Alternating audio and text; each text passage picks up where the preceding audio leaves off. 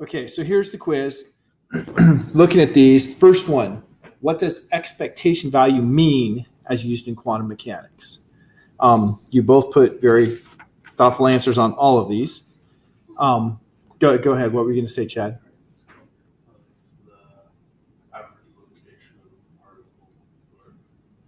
Okay, if you did expectation value of x, that's correct.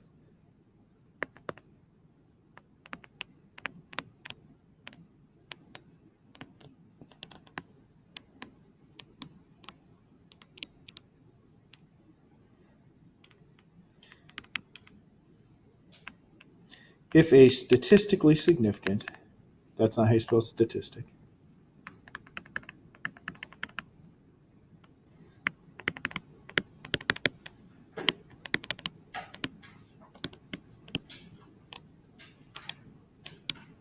Number of measurements are made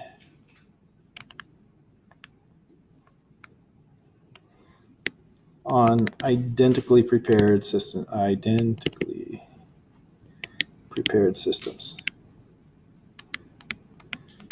And if you can read 1 and 3 words, you're doing good there.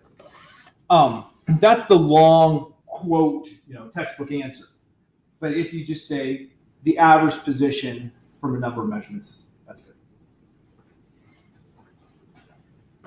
So next, what is the purpose of the Schrodinger equation? What's the purpose?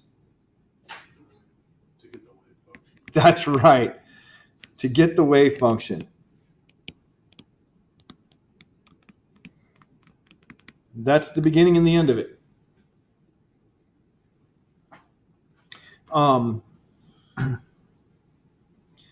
What does it mean for a wave function to be normalized? You could have written just the mathematical equation. I would have accepted that. That is, you could have just said 1 equals the integral of psi star psi dx. I would accept that because that is the mathematical meaning of normalized. Or you could have said probability of finding particle in all space is 1. That's another meaning of normalized, right? So one's more statistical meaning, one's a mathematical meaning. Finally, what does it mean when we say that the wave function is a function of the position operator? Once again, there's a math equation we can write that's the easiest way of writing it. That one probably was the most confusing one to you. What that means is x operator acting on psi gives me x value. I'm going to put subscript value just so we're real clear, times the same psi. If it gives you back an observable is what we call the value. It needs to be a real observable times the original wave function. Then that wave function is a function of the operator. So an example we saw from last class period was that the momentum operator acting on our position-based wave function did not give us back the original wave function. So the wave function is not an operator of the momentum operator. It's an operator if it gives you back a real measurable. Operators, quantum mechanics operators, need to do special things, right? Operators is very broad. So we're limiting ourselves here. A quantum mechanics operator needs to give us an observable value times the original function. And if that occurs, then we say that the wave function is a function of the operator.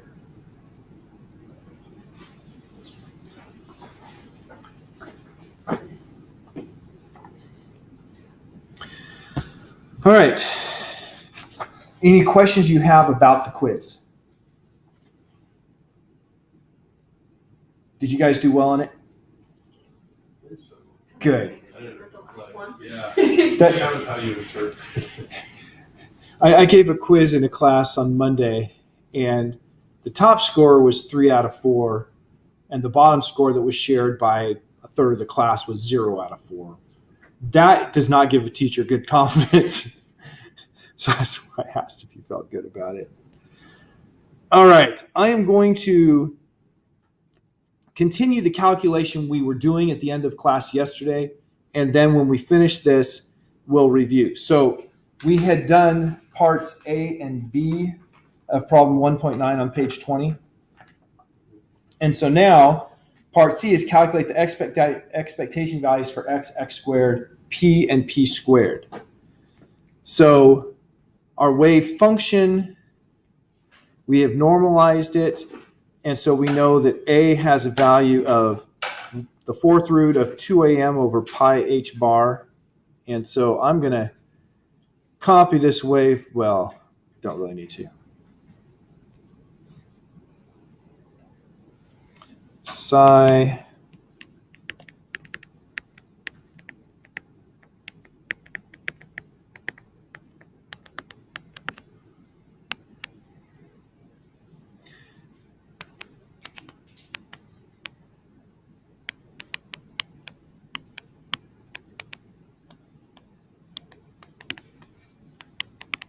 I think that was correct, but I don't know why I come back here when I have the textbook right here I can copy from. Okay, so that is, yeah, that's our wave function. And so we want to find expectation value for x.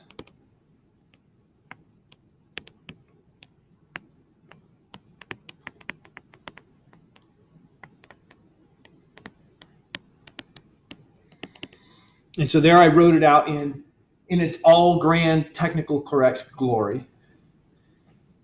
And then I'm going to, and this time I'm going to write everything in complete form. For all the rest of them, I'm going to jump to the part that changes.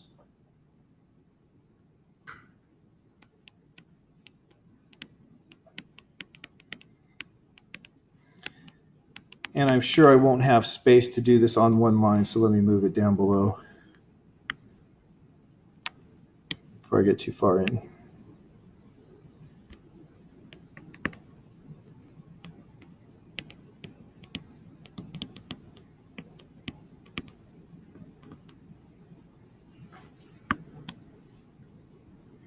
Remember, the first one is the complex conjugate, so that's going to change the sign of the I, so it's e to the plus I at.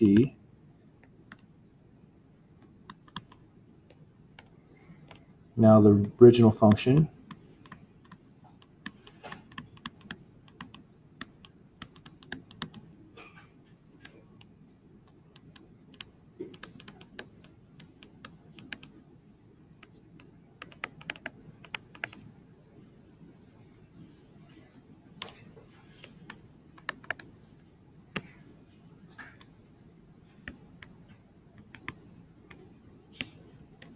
So there I've color-coded the psi star in blue, the operator in red, and the psi in green, just so we can keep track of which piece is which.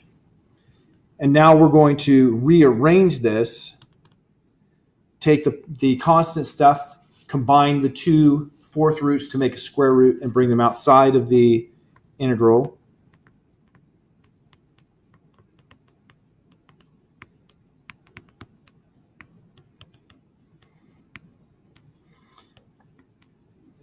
I'll put my x first, then the real parts.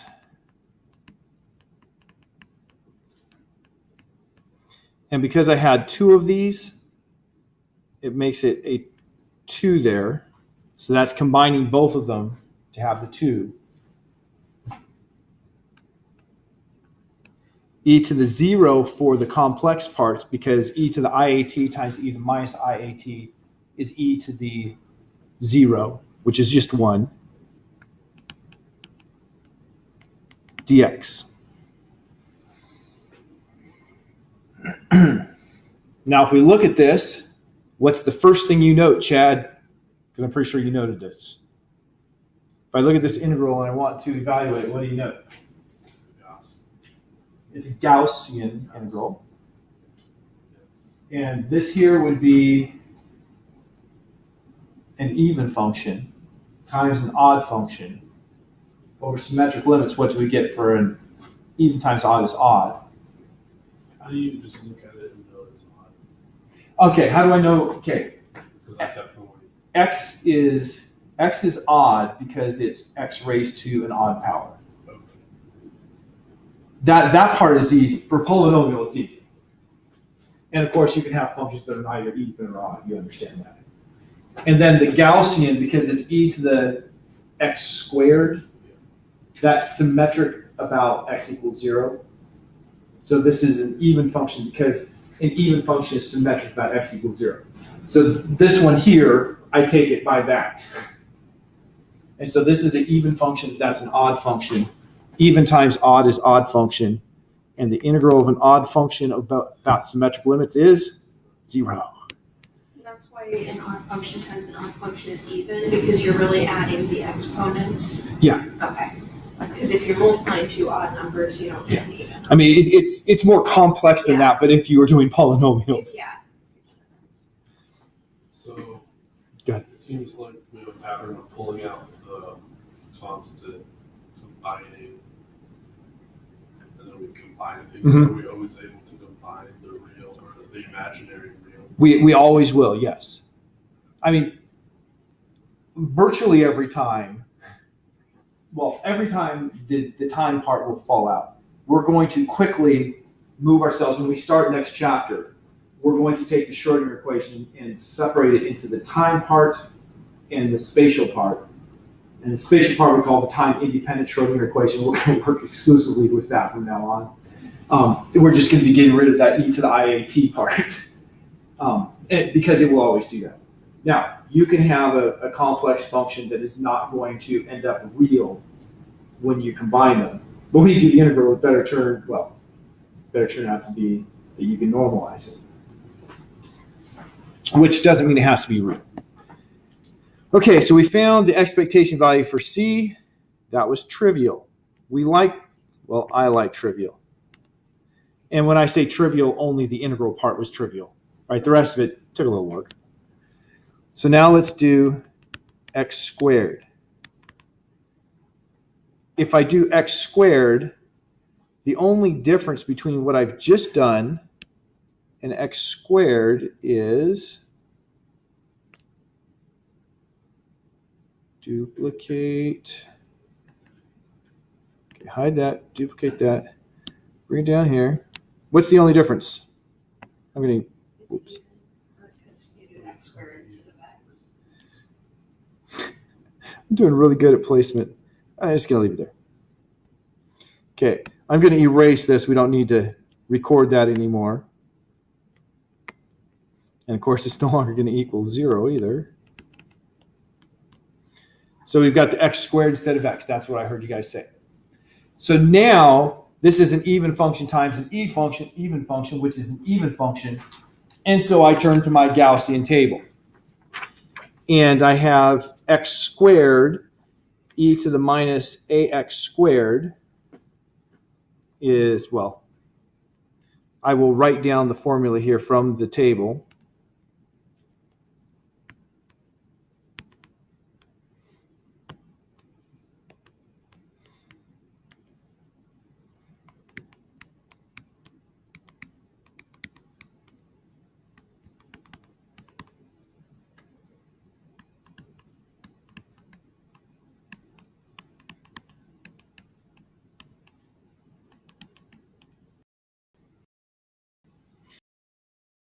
So in here is going to be 2 times that 2am over pi h bar to the 1/2 power, 0 to infinity.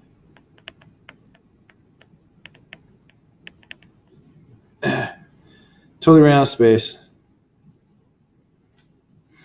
Darn it.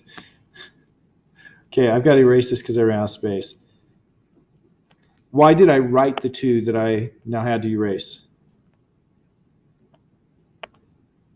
Because the integral from -infinity to infinity is 2 times the integral. Right. Just want to make sure that's clear and not something that's lost. Like, I don't know where that 2 came from. He just put it in there.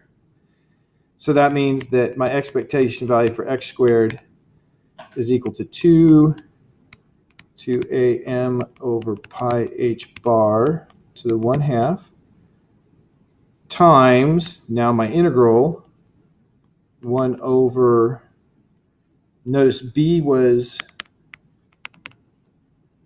2am over h bar. So this is going to be 1 over 4b. 4 times 2 is 8. And over h bar is going to put the h bar on top. So that term in red right now is 1 over 4b. And then I have times, question, Chad? Okay. Then I have times pi h bar over 2am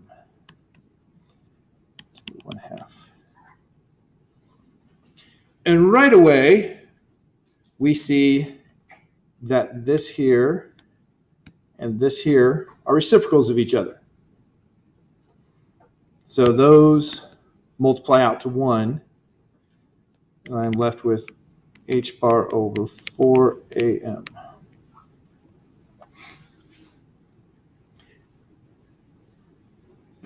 So I found x and x, the expectation values, the expectation values for x and x squared. Jumping to part D part 1,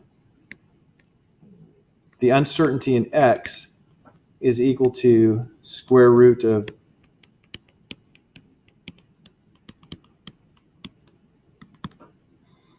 which is going to be, since that was 0, it's just going to be the value that we had for the expectation value of x squared.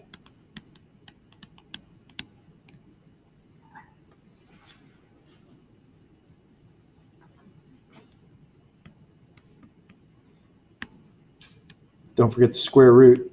I did that last year, I think, when I was doing this problem as well.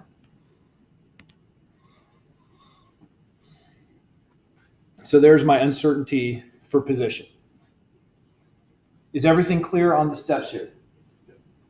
This is more than anything we've done in lecture, right? Because this is putting it into practice, and you find the more subtle things we need to put in practice. Now for the second part of C, part 2, see part 1 there, expectation value for momentum. Now I'm going to write this one out in all of its glory as well.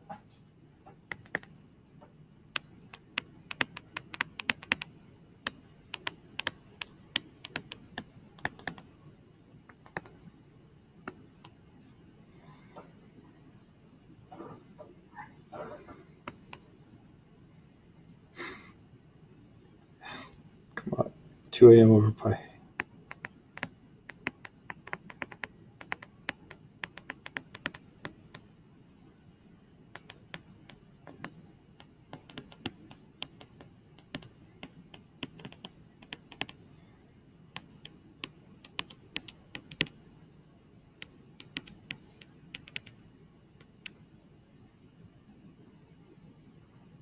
Sorry, color coordination.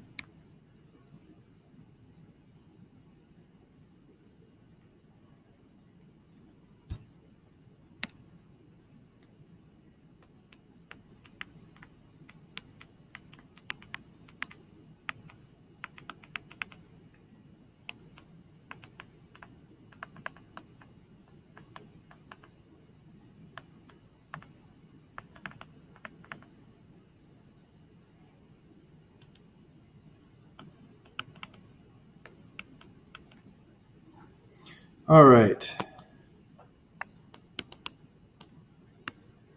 There I've put this one in all its glory. Now life just became a little more interesting. How did it become more interesting? Well, I've got to do that derivative first before I can do the integral.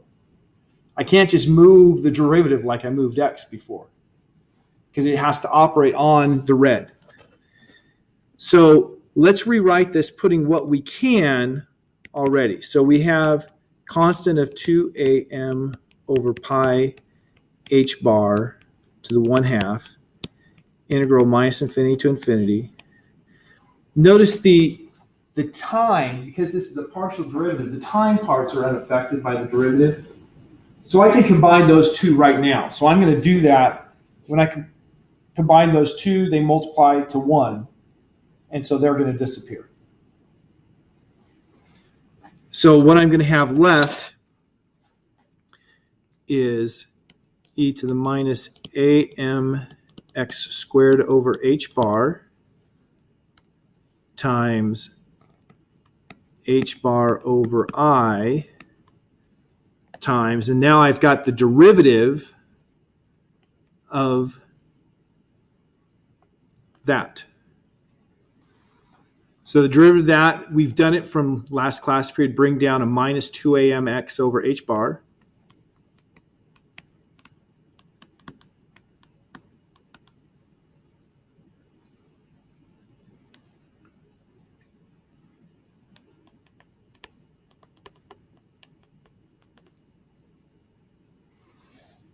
And finally, dx. Now that I have applied the operator, I can rearrange freely. And so continuing my rearrangement, notice that this h bar and this h bar cancel. And I'm going to take this minus sign and this 1 over I to put a 1 or to put an I on top. And I have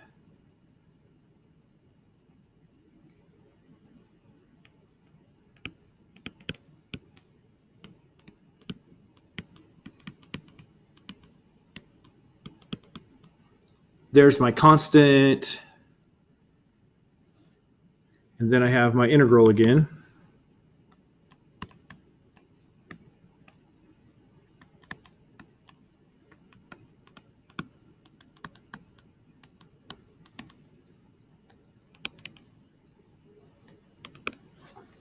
And what's this integral going to equal? 0. Well, that's good enough. So that wasn't overly hard.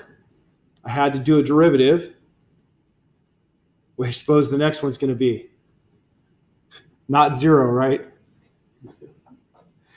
So let's do the final one.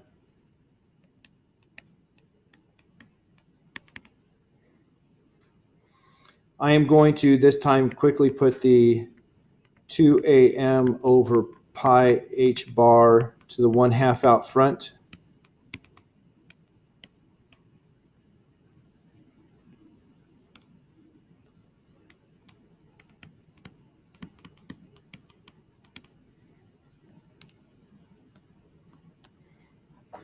When I have p squared, I'm going to have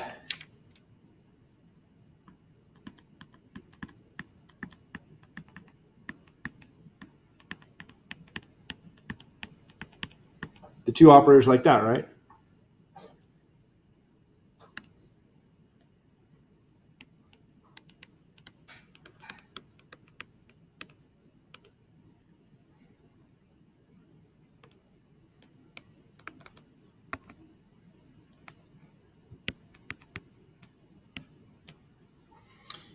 So I'm going to have to do derivative twice. First derivative I already did, so I am going to use my previous work to shortcut it a little bit.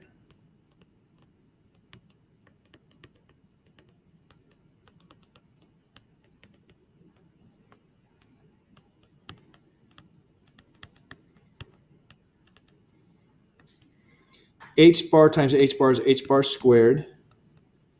And 1 over I times 1 over I is minus 1. So there's just minus h bar squared ddx of the derivative of that function, which was minus 2amx over h bar e to the minus amx squared over h bar.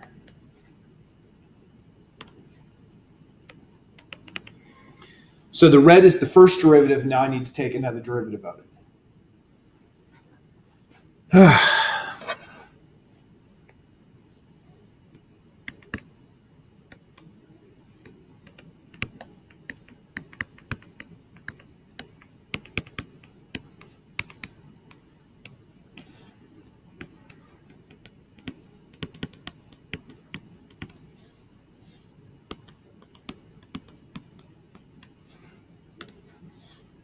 So now taking the derivative, I have to use the product rule.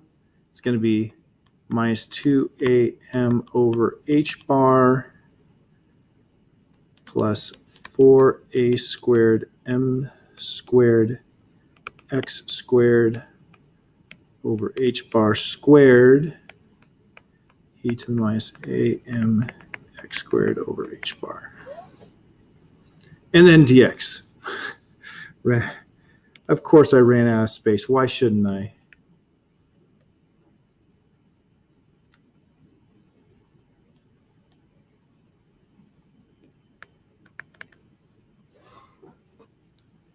So now I need to take this and simplify it. And what I'm going to do is make two integrals. Since I have a plus sign here, I'll make one integral with this, and the other one with this.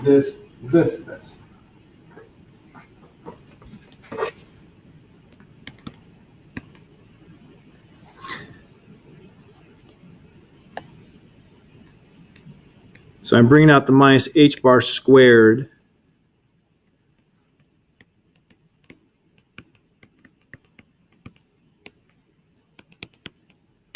Because everything has those. And then I'm going to have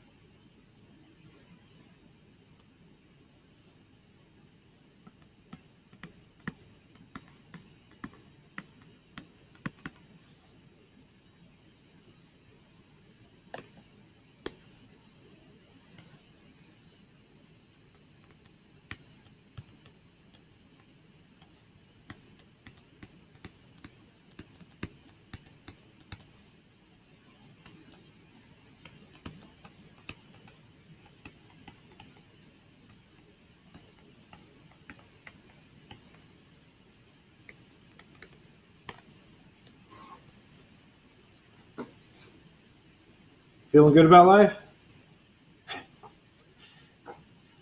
You can see how anyone, me included, could easily have made a mistake by this point, right? It's a lot of writing, but I'm just about to the end because I have minus 2am h bar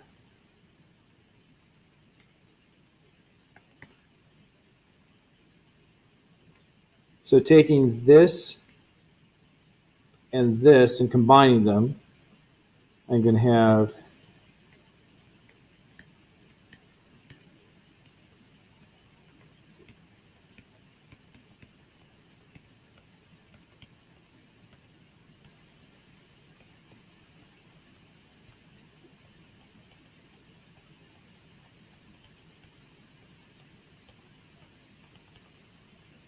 and likewise with the other one, minus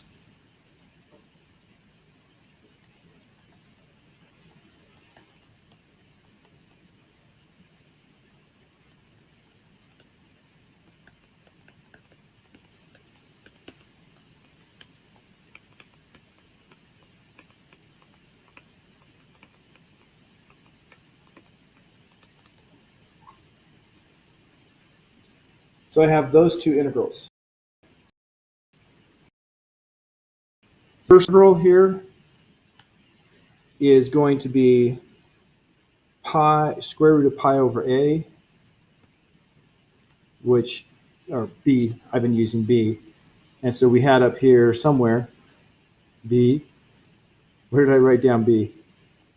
B is 2am over h bar, right? So that's square root of pi h bar over 2am. That's what that integral gives us. That's looking at the Gaussian table.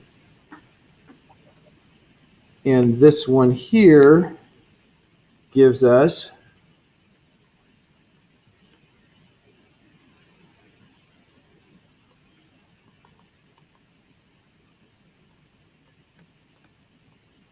h bar over 8am times that same thing.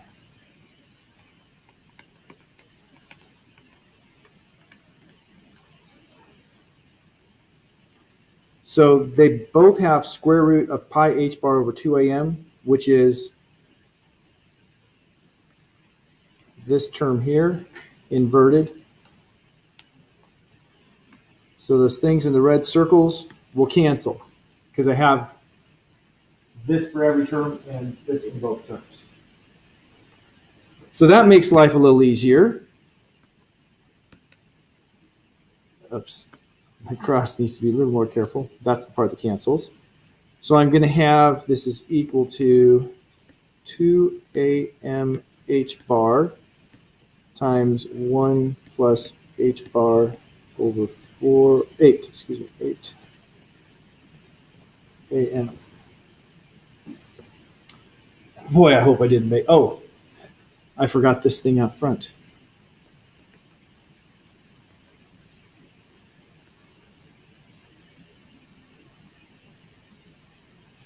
Okay, so I need to be more careful. I need to be more careful. And I've run out of space. We'll try copying again. Moving that to the next page, which I don't think I've made a next page, but duplicate, Control X.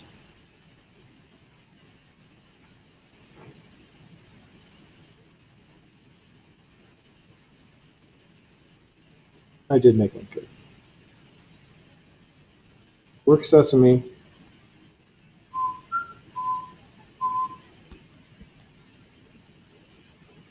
There it is.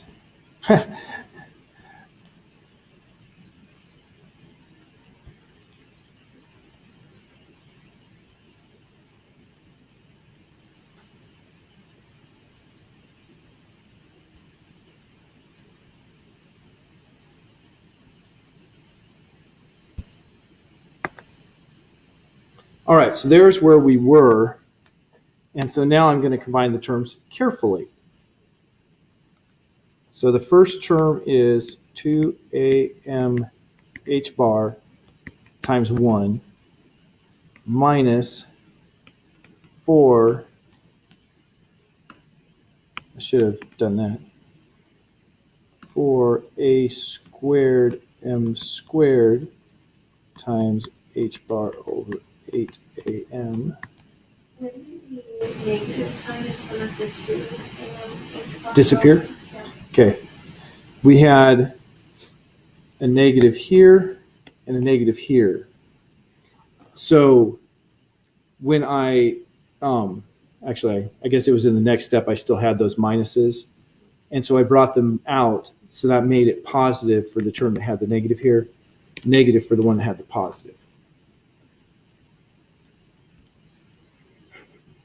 I'm very prone to mistakes on this kind of thing, so I appreciate you asking these questions. So, looking at what we can cancel, 4 over 8 is 1/2. A will cancel, M will cancel.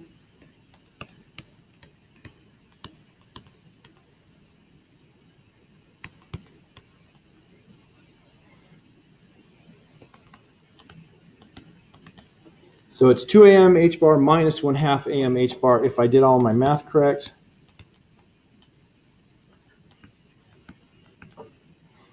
So we have 3/2 am h bar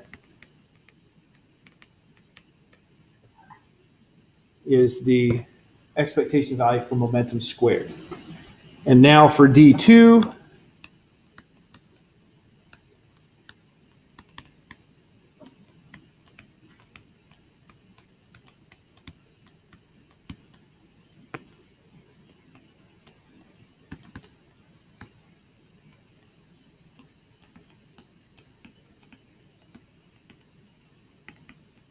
I put the -0 there just to be explicit.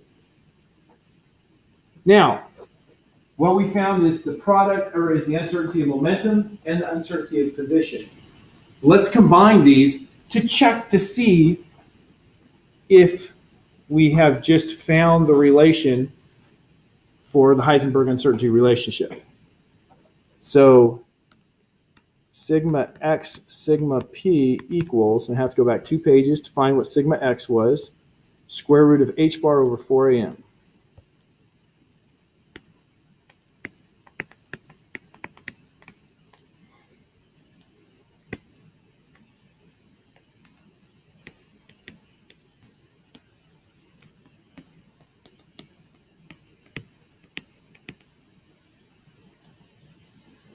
And so when I multiply those through, I have, I clearly made a mistake. Obviously, it shouldn't have been square root of 3/8. It should have been square root of 1/4. Where did I make my error there? I'm pretty sure it's the 3/2 that's in error, but where did I?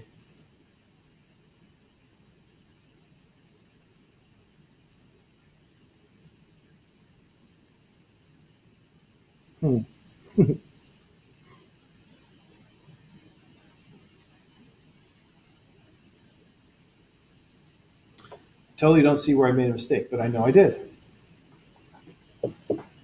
It's embarrassing. I should go do these before class, I suppose, so I can make sure I have the right answer. It felt so good.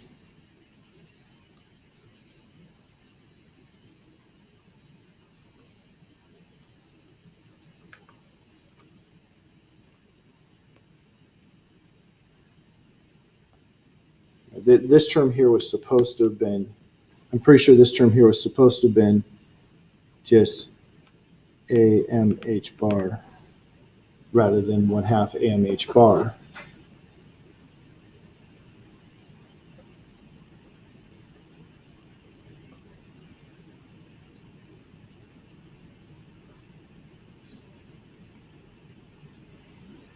P was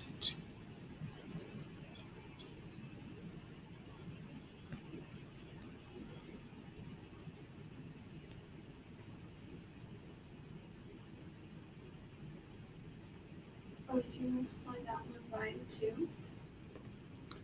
multiply what by 2?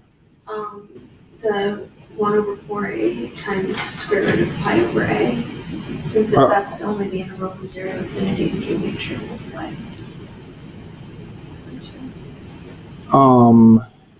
That very well could be. Is that term? It's yes, that's the mistake I made. That's the mistake I made. It should have had 2 times that. Whew. Thank you.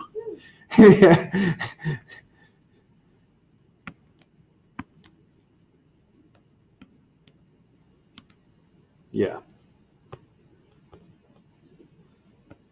I appreciate being corrected a lot.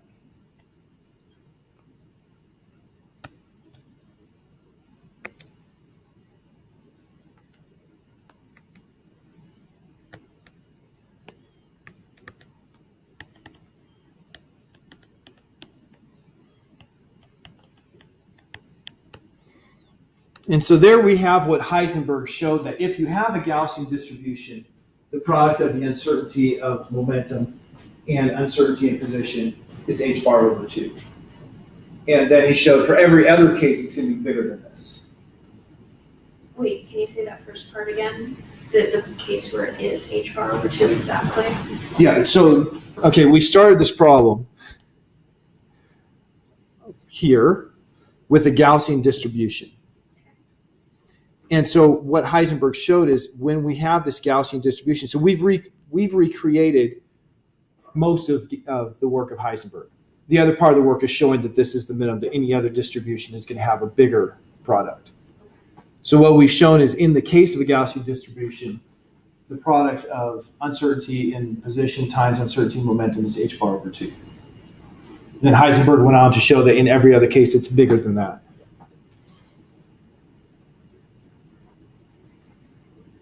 Now, this is Heisenberg's derivation. Later on, we'll see a completely separate derivation for the Heisenberg uncertainty relation.